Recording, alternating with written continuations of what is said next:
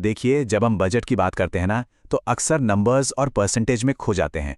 लेकिन एक मिनट के लिए इन सबको साइड में रखते हैं। असल में किसी भी देश का बजट वो उसके भविष्य का डीएनए होता है। और ये जो 2026 का बजट है, ये सिर्फ एक साल का हिसाब किताब नहीं, ये तो 2047 तक के भारत की पूरी कहानी लिख रहा है। तो चलिए आज इसी कहानी को थोड़ा करीब से समझते हैं। तो सवाल यही है, क्या ये सिर्फ एक फाइनेंशियल स्टेटमेंट है, बस आंकड़ों का खेल, या फिर ये एक नेशनल मिशन स्टेटमेंट है, एक बहुत बड़ा ऐलान?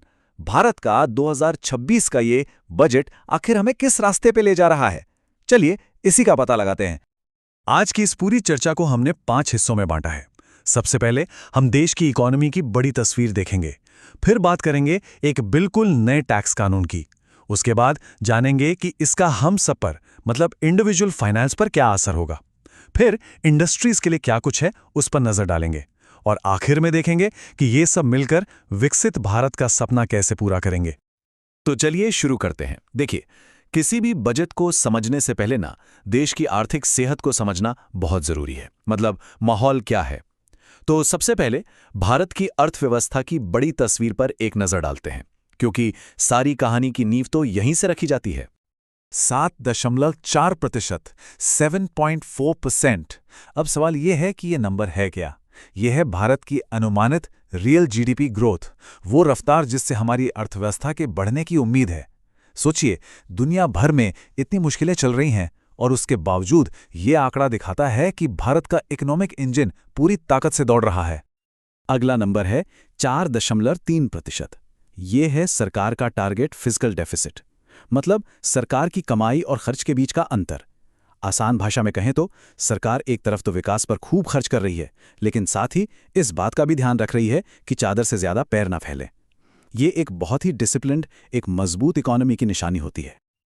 और अभी आंकड़ा देखिए, 12.2 लाख करोड़ रुपए। ये एक रिकॉर्ड तोड़ रकम है। इतना पैसा सरकार देश की नींव मजबूत करने में लगा रही है।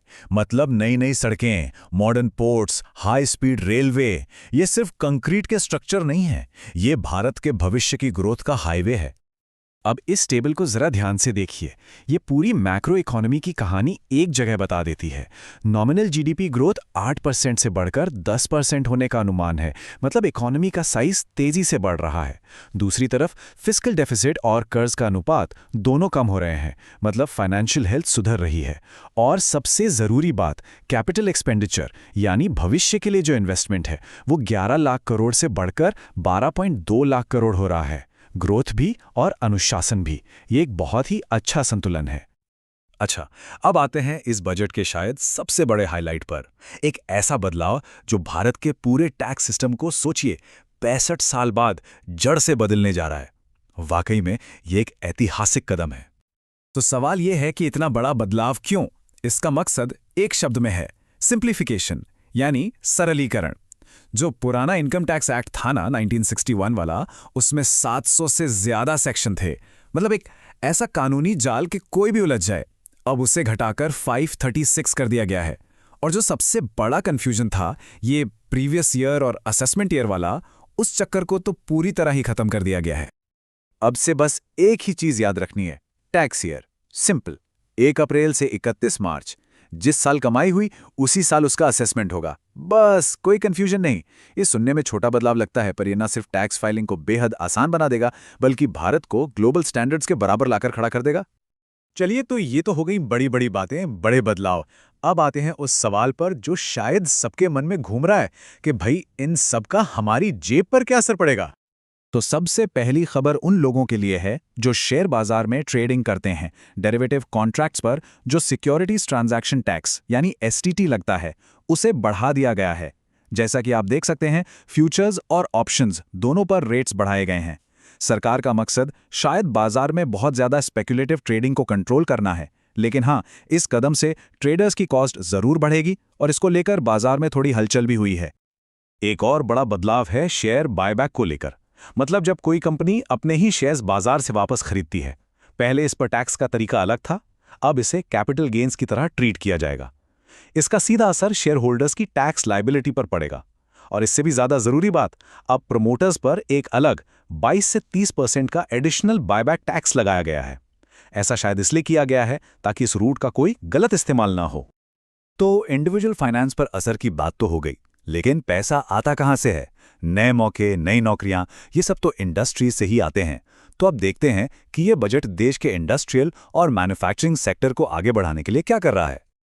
अच्छा, कुछ भी करने के लिए पैसा चाहिए, तो सरकार के पास पैसा आता कहाँ से है? ये चार्ट बड़ा दिलचस्प है। ये बताता है कि सरकार की तिजोरी कैसे भरती है। आप देखिए, सबसे बड़े हिस्से हैं बोरोइंग्स यानी उधारी और personal income tax. Corporation tax भी एक बड़ा हिस्सा है। मतलब देश को चलाने और विकास की योजनाओं को फंड करने में एक आम टैक्स पेयर का कितना बड़ा रोल है, ये यहां साफ दिखता है। अब बात करते हैं कुछ बड़ी इंडस्ट्रियल पहलों की। यहां सरकार मेक इन इंडिया को एक नए लेवल पर ले जा रही है, जैसे बायोफार्मा शक्ति, जिसमें 10,000 करोड़ रुपए का निवेश है ताकि भारत बायोलॉजिक्स में लीडर बन सके। फिर ये इंडिया सेमीकंडक्टर मिशन 2.0, जिसका मकसद है चिप मेकिंग का पूरा इकोसिस्टम भारत में बनाना। इसके अलावा छोटे बिजनेस के लिए फंड हैं और फ्यूचर टेक्नोलॉजी के लिए जरूरी रेयर अर्थ मेटल्स की सप्लाई चेन को भी सुरक्षित किया जा रहा है। ये सभी पहल भारत को एक आत्मनिर्भर मैन्युफैक्चरिंग हब बनाने की दिशा में बहुत बड़े कदम हैं।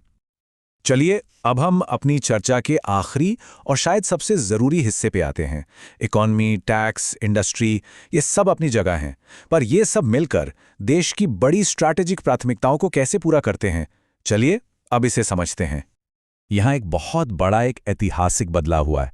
ग्रामीण रोजगार की जो सबसे बड़ी योजना थी, एमजी नरेगा, वो अब एक नए अवतार में आ गई है, जिसका नाम है जी राम जी। इसमें पहली बात तो यह है कि गारंटीड काम के दिन 100 से बढ़ाकर 125 कर दिए गए हैं। लेकिन जो सबसे बड़ा बदलाव है वो है फंडिंग मॉडल में। पहले मजदूरी का 100% पैसा केंद्र देता था, अब ये 60-40 के रेशियो में बढ़ गया है। मतलब 40% खर्च राज्यों को उठाना होगा। इससे जमीन पर योजना को लागू करने में राज्यों की जिम्मेदारी और जवाबदेही दोनों बढ़ जाएगी। 15.3%, ये एक बहुत बड़ी छलांग है। ये है डिफेंस बजट में हुई जबरदस्त बढ़ोतरी। देश का रक्षा बजट अब 7,85,000 करोड़ रुपए का हो गया है। और जाहिर है, हाल के जियोपॉलिटिकल हालात, खासकर ऑपरेशन सिंदूर के बाद, इस बढ़ोतरी में एक बड़ी वजह है। तो इन सारी बातों का, इन सारे नंबर्स और योजनाओं का सार क्या है? अगर हम देखें तो ये पूरा बजट 3 मजबूत पिलर्स, 3 बड़े आइडियाज पर खड़ा है। पहला, सस्टेनेबल ग्रोथ की रफ्तार को तेज करना। दूसरा, हर नागरिक को सशक्त बनाना, उन्हें आगे बढ़ने के मौके देना। और तीसरा, विकास को डेमोक्रेटाइज करना, मतलब ये सुनिश्चित करना कि ग्रोथ का फायदा देश के कोने कोने तक, हर सेक्टर तक पहुंचे। तो कुल मिला के देखें तो बड़े बड़े सुधार, रिकॉर्ड खर्च, इन सब के साथ ये बजट 2047 के विकसित भारत के लक्ष्य की तरफ एक बहुत ही महत्वाकांक्षी छलांग लगाता है। लेकिन सवाल अभी वही है, क्या ये लॉन्ग टर्म बदलाव और तत्काल निवेश का संतुलन उस बड़े सपने को हकीकत में बदलने के लिए काफी होगा? इस सवाल का जवाब तो सिर्फ आने वाला वक्त ही दे सकता है।